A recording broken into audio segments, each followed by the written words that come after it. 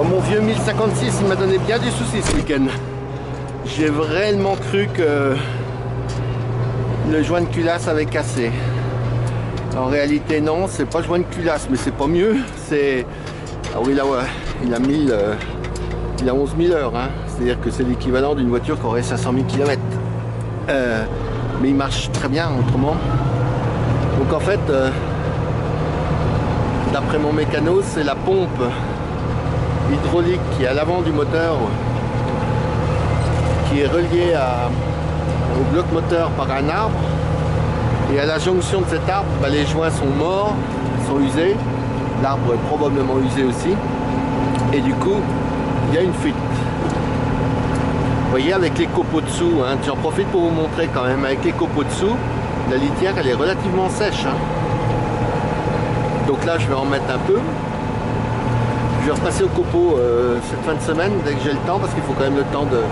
C'est un peu par flemme là, j'ai des réunions tous les jours, et du coup j'ai pas le temps.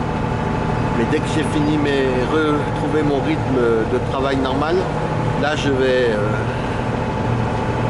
revenir remettre des copeaux. Donc l'idéal c'est... Donc il y a un lit de copeaux dessous qui est absolument... comment dire, qui sert un peu d'éponge en fait par dessous. Ça marche super bien. Hein. Et là je mets de la paille et vous voyez les veaux ils vont manger quand même un peu de la paille que je mets. Hein. Alors c'est pas facile à contrôler de savoir s'il faut en mettre plus, moins ou pas. De toute façon il y a un moment,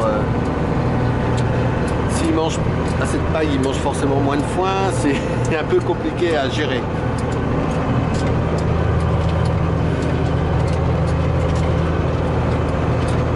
Là j'ai un vieux broyeur à lait, mais il est tellement en mauvais état le rotor que j'ai demandé un coup pour changer le rotor, mais bon, c'est comme toujours les boîtes, ils en profitent, hein. Ils préfèrent qu'on rachète un broyeur neuf. Alors c'est bête parce que tout le reste est bon, je veux dire les bras et tout c'est un peu voilé, mais ça marche bien. La pompe marche bien, j'aurais pu changer et puis remettre un rotor neuf parce que le rotor par contre il est complètement massacré, il est explosé. Mais quand on m'a présenté le devis, ça me coûtait aussi cher que le petit broyeur que j'ai racheté. Donc j'ai dit, écoute, basta.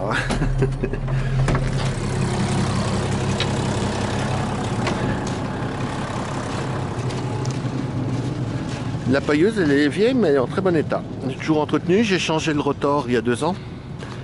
En fait, je me suis rendu compte, c'est que j'abîmais beaucoup mon rotor avec les bottes carrées. Parce que les bottes carrées, pour peu qu'elles soient un peu collées, parce qu'on ne choisit pas quand on achète la paille, moi j'en achète pas souvent, du coup j'ai pas un marchand qui trie la paille, au contraire, plutôt tendance, comme je suis pas un client régulier, à me fourrer un peu n'importe quoi, et j'en ai une année qui m'a livré de la paille qui était carrément collée, hein, mais collée, et c'était du béton, hein, parce que c'est quand même des presses qui serrent énormément, et du coup j'ai eu des soucis, j'ai bousillé abîmé vraiment le rotor. J'ai changé il y a 2 ans et du coup la machine est repartie pour 10 ans, enfin si on en fait un usage raisonnable, ça dépend ce qu'on met dedans, hein. Donc voilà, ouais, elle doit bien avoir 10 ans au moins. Mes successeurs la reprennent parce qu'ils vont reprendre probablement le couple les tracteurs et pailleuses, parce que comme ça elle restera sur place. Et ça évite de faire des kilomètres avec des machines. Et comme de toute façon je vais pas leur vendre, ça va pas être hors de prix. Parce que c'est quand même, on peut pas vendre une machine de 10 ans au prix du neuf. Pour eux c'est super intéressant parce qu'ils vont pas payer cher et ça leur évitera de courir.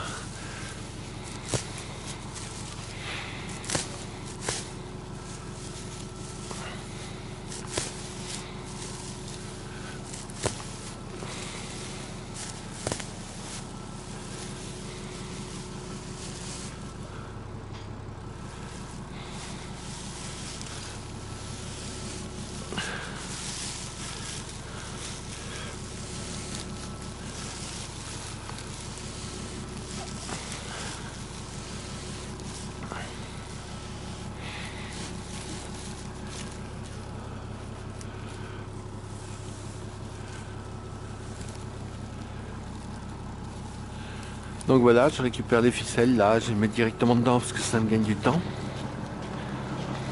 Bah là c'était bien dur cet été, je pouvais pas faire quoi que ce soit, il aurait fallu vraiment creuser. Et là maintenant c'est patouille. Bah bon, ça fait partie des règles du jeu. Les abords d'une ferme c'est compliqué, puis vous voyez il tombe toujours un peu de paille, il reste toujours un peu de fumier, donc même si on essaye de travailler proprement, c'est pas ça. Et du coup, comme Madame PH vient là avec ses chaussures, c'est pas terrible. Hein. Il fait un peu secouer.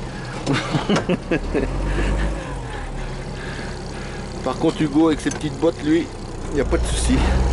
Comme quoi, c'est une... Tout dépend des objectifs.